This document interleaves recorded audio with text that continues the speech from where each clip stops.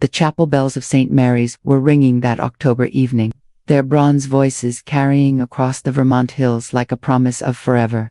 The maple trees outside blazed crimson and gold, and the air held that crisp sweetness that only comes with autumn in New England. I stood at the back of the chapel, my hand resting on the smooth oak pew, watching my bridesmaids practice their procession down the burgundy carpet. Everything was perfect, too perfect, as I would soon discover. My name is Margaret, and I'm 63 years old now, but that night I was 35, about to marry the man I thought was my soulmate. I had no idea that within the next 24 hours, my entire world would crumble, and the only thing standing between me and a life of unimaginable horror would be my grandmother's trembling hands and an antique box filled with secrets. The rehearsal had gone smoothly until that moment. Richard looked handsome in his navy blazer, his blonde hair perfectly styled, that charming smile that had first captured my heart 2 years earlier at a charity gala in Boston. His family filled the front pews, the Ashfords of Newport, old money wrapped in cashmere and confidence. They spoke in hushed, cultured tones about their summer homes in the Hamptons and winter trips to Switzerland.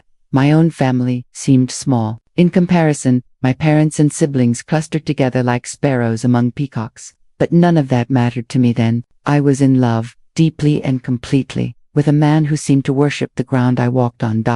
As the wedding coordinator guided us through our final run-through, I caught sight of my grandmother sitting alone in the last pew. At 80, Nana Rose still had the sharp eyes of a woman who'd seen too much of the world to be easily fooled. She'd raised 7 children during the Depression, buried a husband in World War II, and built a small empire from a single bakery in downtown Burlington. Her silver hair was pulled back in its usual neat bun, and she wore her best navy dress, the one she saved for special occasions. But something was wrong. Her face was pale, almost gray, and her hands clutched her black leather purse so tightly. Her knuckles were white. When our eyes met, she didn't smile. Instead, she gave me a look I'd never seen before, a mixture of fear and desperate urgency that made my stomach clench with inexplicable dread. The rehearsal ended with polite applause and nervous laughter. Richard's mother, Eleanor Ashford, glided over to me in her silk designer dress, her smile as cold and perfect as a winter morning. She kissed the air beside my cheek and murmured something about tomorrow being a glorious day for the family.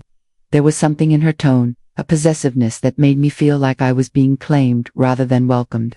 Richard's father, Jonathan, shook my hand with his firm politician's grip, his eyes studying me like I was a business contract he was still deciding whether to sign. Their wealth was evident in every detail, from Eleanor's diamond tennis bracelet to Jonathan's gold cufflinks.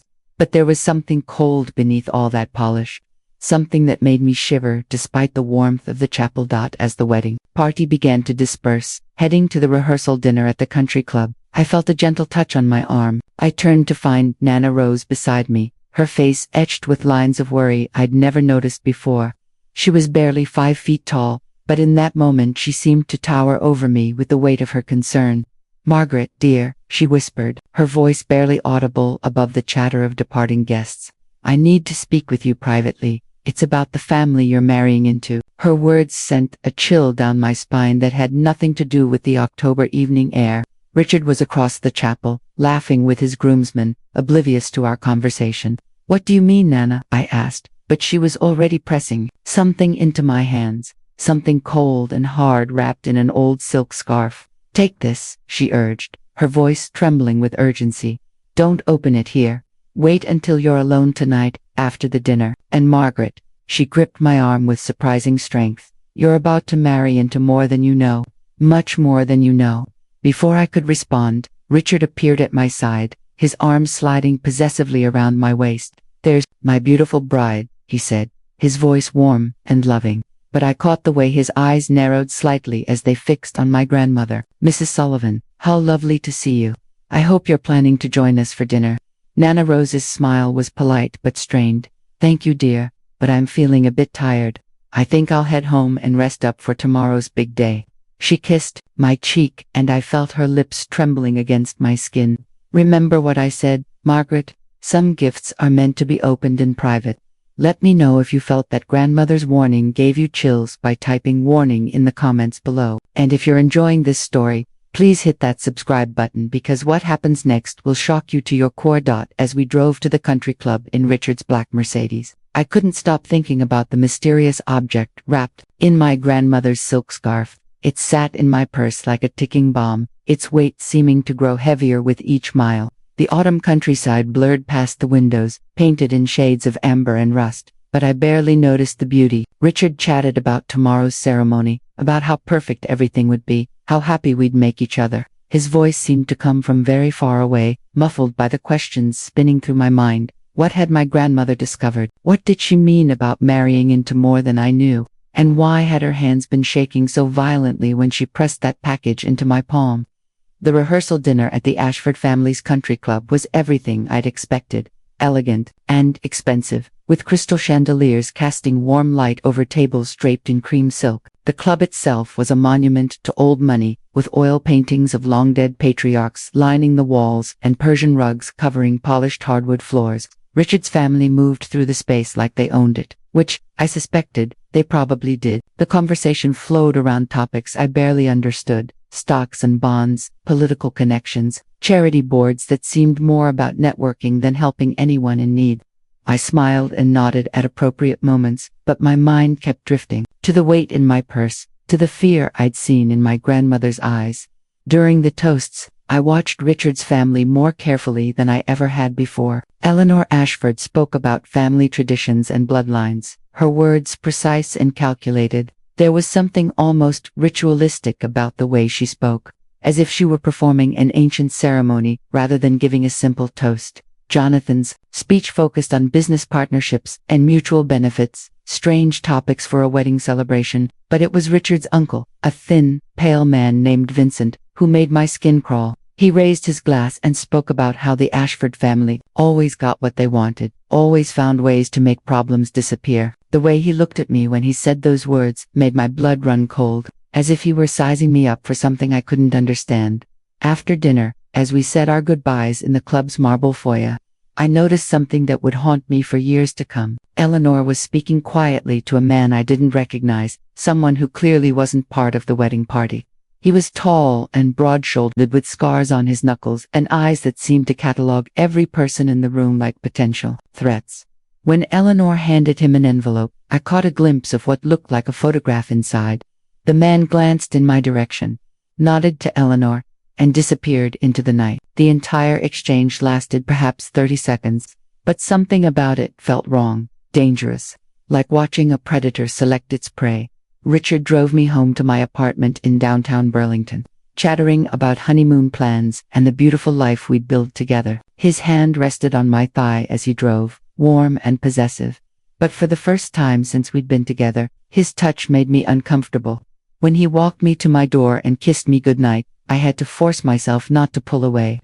"Tomorrow night, you'll be Mrs. Richard Ashford," he murmured against my lips, and something in his tone made it sound less like a promise than a threat. "Everything will be different then. Everything will be as it should be." I watched from my window as his taillights disappeared down the street, and only then did I dare to reach into my purse and pull out my grandmother's mysterious gift. The package was heavier than it looked, wrapped in silk that felt old and precious beneath my fingers. I carried it to my kitchen table and set it down under the bright overhead light, my hands trembling as I began to unwrap the layers of fabric. What I found inside made my breath catch in my throat. It was an ornate wooden box, about the size of a jewelry case, made from what looked like mahogany and inlaid with mother-of-pearl designs. The craftsmanship was exquisite, clearly antique, with brass hinges that had been polished to a warm glow. But it was the weight of the box that surprised me most, far heavier than wood and metal should have been, as if it were filled with lead or secrets. The brass latch opened with a soft click, and the lid rose on wheel-oiled hinges to reveal a treasure trove of documents, photographs, and newspaper clippings, all organized with the precision of a detective's case file. On top was a handwritten note in my grandmother's careful script: "My dearest Margaret, I pray I am wrong about what I've discovered, but I cannot let you walk into danger without knowing the truth. What's in this box represents 3 months of investigation, late nights at the library, and phone calls to people I never thought I'd speak to again. If you're reading this, it means I couldn't find the courage to tell you face to face. Forgive an old woman's fears, but I love you too much to stay silent. The family you're about to join has secrets that run deeper than their money, darker than their reputation. Read everything. Decide for yourself. But whatever you do, don't ignore what your heart tells you after you've seen the truth. The first photograph I pulled from the box nearly stopped my heart. It was a newspaper clipping from 1987, yellowed with age, with the headline, "Young Woman Dies in Mysterious Boating Accident." The accompanying photo showed a beautiful blonde woman, perhaps 25 years old, smiling at the camera with the kind of radiant joy that comes with being newly engaged. The caption identified her as Sarah Mitchell, engaged to be married to Vincent Ashford, Richard's uncle. According to the article, Sarah had drowned during what was supposed to be a romantic sunset cruise. Her body found 3 days later on a remote stretch of Lake Champlain. Vincent claimed she'd had too much wine and fallen overboard while he was below deck. The investigation was cursory, the case closed within a week. But someone had written in red ink across the margin, "Vincent's third fiancé to die in 5 years. With shaking fingers, I pulled out more newspaper clippings, each one telling a similar story. Rebecca Thompson, engaged to Jonathan Ashford in 1979, died in a car accident on a mountain road during a blizzard. Witnesses said her brakes had failed, but the car was too damaged by fire to determine the cause. Lisa Warner, briefly engaged to Richard's cousin Michael in 1992, died from an allergic reaction at her own engagement party, despite having no known allergies. Catherine Ross, who dated Richard himself for 6 months in 2010, was found dead in her apartment from an apparent drug overdose. Though friends insisted she'd never touched drugs in her life, the pattern was undeniable, and it painted a picture that made my hands shake so violently. I could barely hold the papers, but it was the police report buried at the bottom of the box that truly shattered my world. It was from 1983, filed by a young woman named Jennifer Cole, who had been engaged to Richard's father, Jonathan, before he married Eleanor. Jennifer claimed that the Ashford family was involved in organized crime, money laundering, and had threatened her life when she tried to break off the engagement. She alleged that they had photos of her in compromising positions, taken without her knowledge, and that Vincent Ashford had explicitly told her that women who crossed the family had a tendency to disappear. The report was taken by a detective, Harold Morrison, but there was a stamp across the top that read "Case dismissed, insufficient evidence." Someone had written in the margin, "Detective Morrison found dead in apparent suicide 2 weeks after filing this report." I think many of you can guess where this is going, but trust me, the worst is yet to come. Make sure you're subscribed because the next part will reveal just how deep this family's darkness truly runs. At the very bottom of the box, beneath all the newspaper clippings and police reports, I found a manila envelope marked "Private Investigation Confidential." My grandmother had hired a private detective, a man named Thomas Bradley, to look into the Ashford family's background. His report was thorough, typed on letterhead from Bradley Investigations, and dated just 3 weeks before my wedding. What I read in those pages changed everything I thought I knew about the man I was supposed to marry in less than 12 hours. According to Detective Bradley's investigation, the Ashford family fortune wasn't built on legitimate business ventures, as they claimed, but on a carefully orchestrated network of illegal activities spanning 3 generations. Jonathan Ashford's grandfather had been a bootlegger during Prohibition, using the family's shipping business as a front for smuggling Canadian whiskey. When Prohibition ended, they transitioned into gambling, running underground casinos and sports betting operations throughout New England. By the 1960s, they had expanded into money laundering for various organized crime families, using their legitimate businesses as fronts to clean dirty money. But it was the family's treatment of women that truly horrified me. Detective Bradley had uncovered a pattern going back 50 years of women who had gotten too close to family secrets simply disappearing. Some died in accidents that were never properly investigated. Others vanished entirely, their missing person cases mysteriously shelved or closed without resolution. The detective had managed to track down 3 women who had escaped the family's influence and were willing to speak anonymously. Their stories were remarkably similar. They had been drawn into relationships with Ashford men, isolated from their friends and families, and gradually introduced to the family's illegal activities. When they tried to leave or threatened to expose what they'd learned, they were given a choice: stay silent or face consequences that were never explicitly stated but clearly understood.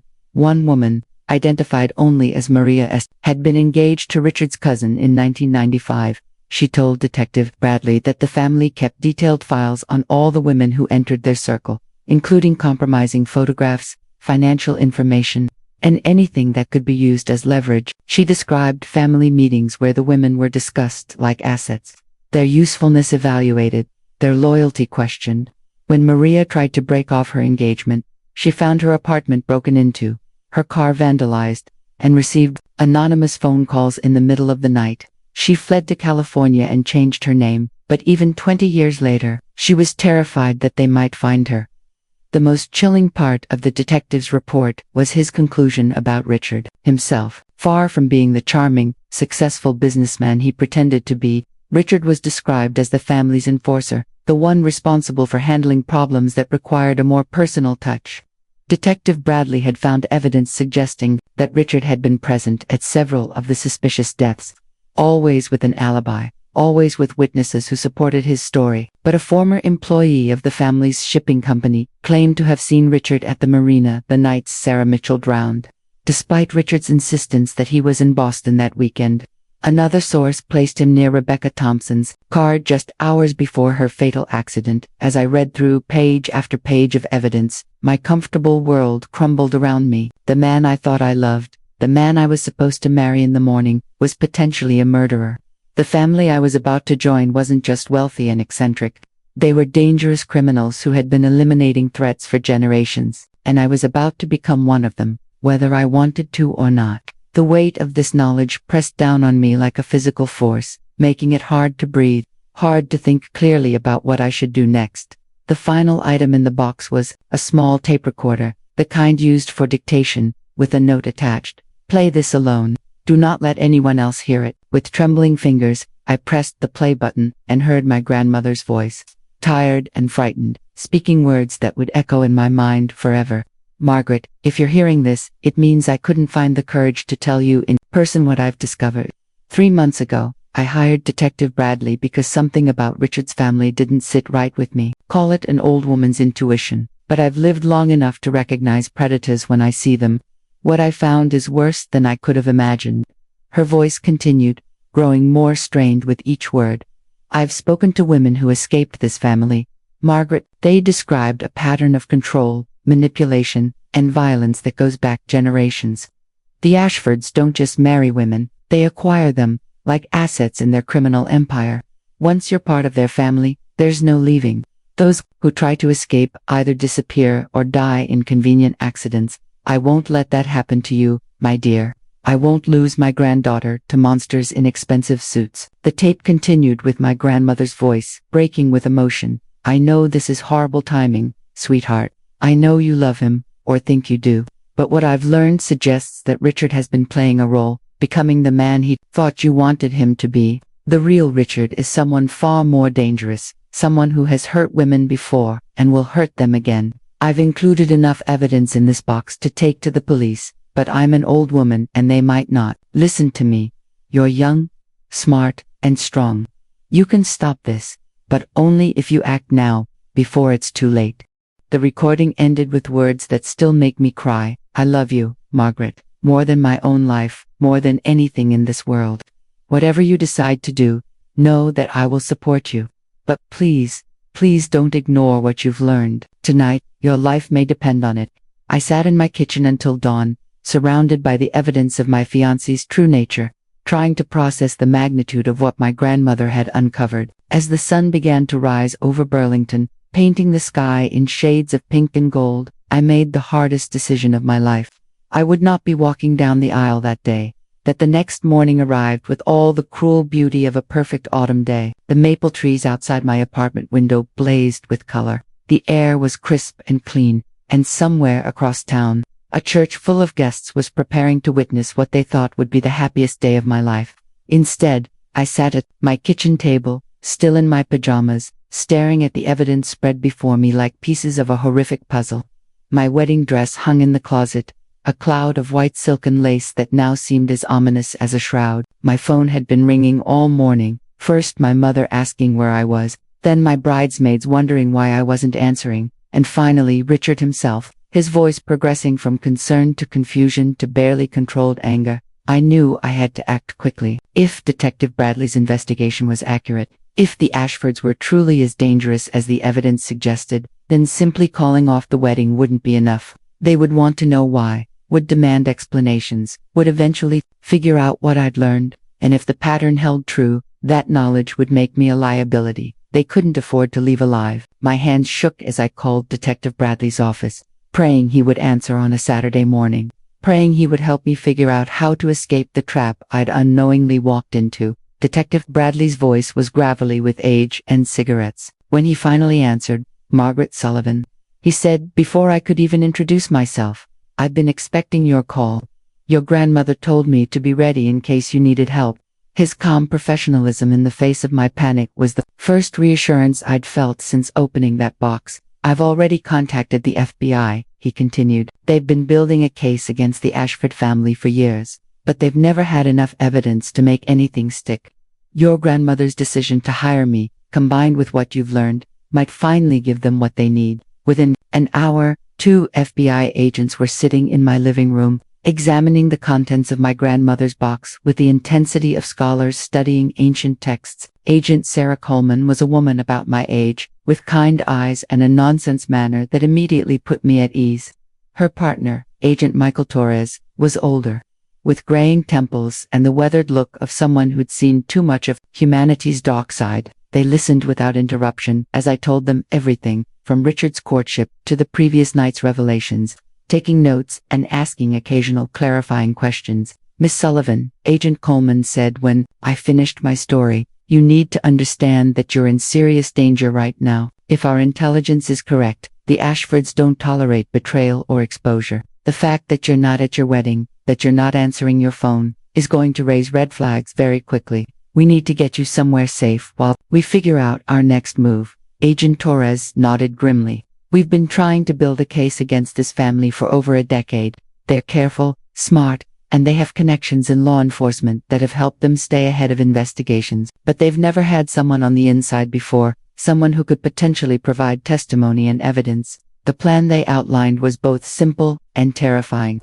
I would have to disappear, at least temporarily, while they used the evidence in my grandmother's box to launch a full investigation. They would place me in protective custody, relocate my grandmother to a safe house, and begin the process of building a case that could finally bring down the Ashford family's criminal empire. But first, I had to deal with the immediate crisis of a wedding that wouldn't be happening, and a groom who would soon be asking dangerous questions about why. As if summoned by our conversation, my phone rang with Richard's name on the caller ID. Agent Coleman gestured for me to answer, holding up a device that would record the conversation. Richard's voice was tight with barely controlled fury when I picked up. "Margaret, where the hell are you? The church is full of people, the photographer is here, and you're nowhere to be found. This isn't funny anymore." I took a deep breath and delivered the lines the agents had coached me to say. "Richard, I can't do this. I can't marry you. I'm sorry, but I need time to think, time to figure out what I really want." The silence on the other end of the line stretched so long, I thought he might have hung up. When Richard finally spoke, his voice was cold, controlled, completely different from the warm, loving tone I was used to hearing. "Margaret, we need to talk, face to face. There are things you don't understand, things that can't be discussed over the phone. Tell me where you are and I'll come to you." The threat in his words was subtle but unmistakable, and I could see Agent Torres nodding grimly as he listened to the recording device. "I'm sorry, Richard," I repeated, my voice trembling despite my efforts to stay calm. "I just need some time, alone, to think." "Time alone," Richard repeated, and I could hear something dark creeping into his voice. "Margaret, you're being very foolish right now, very foolish and very naive. Do you have any idea what you're throwing away? What you're risking by acting like this?" The mask was slipping, the charming facade cracking to reveal something cold and threatening underneath. "Some decisions can't be undone, Margaret. Some mistakes have permanent consequences. I suggest you think very carefully about what you're doing right now." The call ended with a click that sounded like a door slamming shut on my old life. Agent Coleman immediately began making calls, arranging for protective custody, coordinating with local police, setting in motion a plan that would keep me alive long enough to testify against the family I'd almost joined. As I packed a small bag with essentials, throwing clothes and toiletries into a suitcase with hands that wouldn't stop shaking, I could hear sirens in the distance, growing closer with each passing minute. The next few hours passed in a blur of safe houses and strategy sessions, FBI agents and federal prosecutors, all working to turn my grandmother's devastating discovery into a case that could finally bring justice. But it was the phone call from my grandmother that afternoon, her voice strong and proud despite her 87 years, that gave me the courage to see this through to the end. "You did the right thing, Margaret," she said, her words carrying across the phone line like a blessing. "You're braver than you know, stronger than they counted on. We're going to stop them, you and I. We're going to make sure they never hurt another woman again." What followed was the most terrifying and difficult period of my life. For 6 months, I lived under federal protection while the FBI built their case against the Ashford family. The evidence my grandmother had gathered, combined with testimony from other survivors and years of federal investigation, finally provided enough proof to bring down a criminal empire that had operated with impunity for 3 generations. Richard was arrested on charges of murder, racketeering, and conspiracy. His father and uncle faced similar charges, while Eleanor Ashford was charged with money laundering and conspiracy to commit murder. The trial lasted 8 months and made national headlines. I testified for 3 days, recounting everything from my grandmother's warning to the evidence in the box to Richard's threatening phone call on what should have been our wedding day. It was terrifying to face him across that courtroom, to see the man I had once loved staring at me with such hatred and contempt. But every time I wavered, every time I felt my courage failing, I thought of my grandmother's words. "Some gifts are meant to be opened in private." She had given me the gift of truth, and now I was giving that same gift to every woman who might have fallen into the Ashford family's trap. Richard was convicted on all charges and sentenced to life in prison without the possibility of parole. His father received a similar sentence, while Vincent Ashford was found guilty of multiple murders and sentenced to death. Eleanor Ashford was sentenced to 25 years for her role in the family's money laundering operation. The family's assets were seized, their businesses shut down, their criminal empire finally dismantled after decades of operation. But perhaps the most satisfying moment came during the sentencing phase, when Judge Patricia Williams addressed Richard directly. "Mr. Ashford, you and your family have operated under the assumption that wealth and influence placed you above the law, that women were disposable assets in your criminal enterprise. Today, justice has caught up with you, thanks to the courage of women who refused to be silenced and the love of a grandmother who valued truth over comfort." The years since the trial have been a journey of healing and rebuilding. I never married, never felt the desire to trust my heart to another man after coming so close to disaster. But I've found purpose in other ways, working with organizations that help women escape abusive relationships, speaking at conferences about the warning signs of domestic violence and manipulation. My grandmother lived to see justice done, passing away peacefully in her sleep at the age of 91. Surrounded by family who loved her and grateful for her courage. I still have that box, the mahogany case with mother-of-pearl inlay that saved my life. It sits on my mantle now, a reminder of how close I came to disappearing into a world of violence and lies, and how the love of one brave woman changed everything. Sometimes I run my fingers over its smooth surface and remember that October evening when my whole world changed with a whispered warning and a gift that contained the most important truth I would ever learn. The lesson I've carried with me all these years is simple but profound. Trust the people who love you, especially when they're brave enough to tell you things you don't want to hear.